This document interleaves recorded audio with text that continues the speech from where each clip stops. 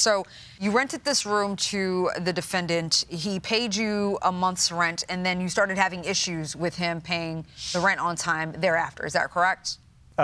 Yes. He started to tell me stories about why he couldn't pay. However, I would really like to focus on the damage that he caused. No. You got to focus on what I asked you. He moved in May of 2020. He paid for June's rent. When you asked for July's rent, which was late, he made that payment. But August, he only made a partial payment. Correct. When you went to Mr. Sipes and asked for the rest of the money, what did he tell you? That he wasn't getting money from his girlfriend, who was supposed to be giving him money. Apparently, she owed him some money. So he thought that that money would then be used for rent. It wasn't coming in, and that's not correct, Your Honor. Okay. Well, so I don't. My female pug died on August 8th, 2020. I spent over $15,000 trying to figure out what was wrong with her by taking her to over 18 different vets. In the end, she had These perfect numbers blood. are not what he told me. Wait.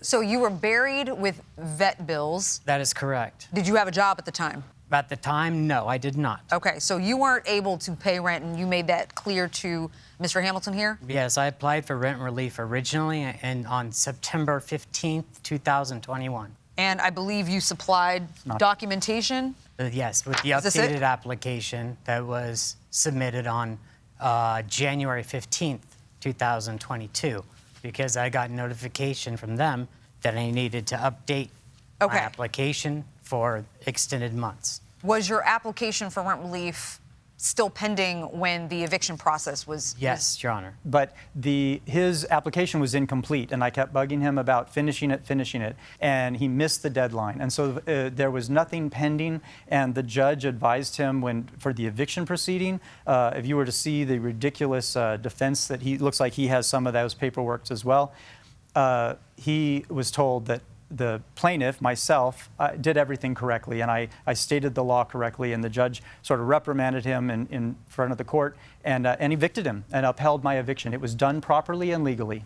Is this the room that you rented from Mr. Hamilton, Mr. Sipes? Yes, Your Honor. Okay. Then we look at pictures, apparently what the room looked like after you stayed there. Your Honor, I was totally not even expecting to be locked out of the property by the sheriff's department.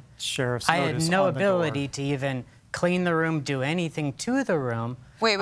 Is this how you were living? No, it wasn't. This isn't an accurate depiction of what... I had spent over 2 months. Let me ask the question. Yes.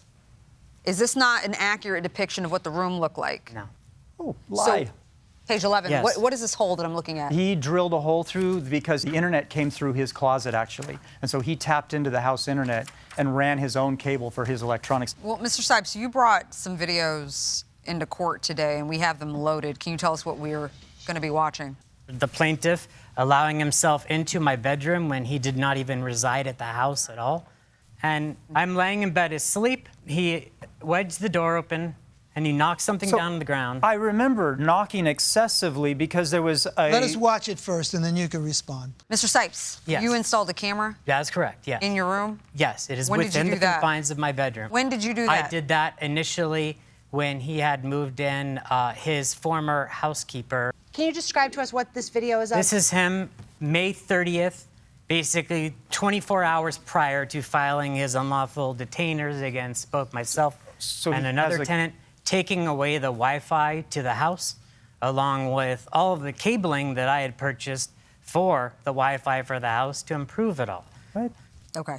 I believe that there are some things you want to say, Mr. Hamilton. Oh, so yeah, when I was saying about I had given him notice on entering the room, when he calls me or texts me usually, it's a picture of him holding his pugs with me together as a selfie when we moved in and we had the meeting of the minds that this is where he's going to live. Really nice guy.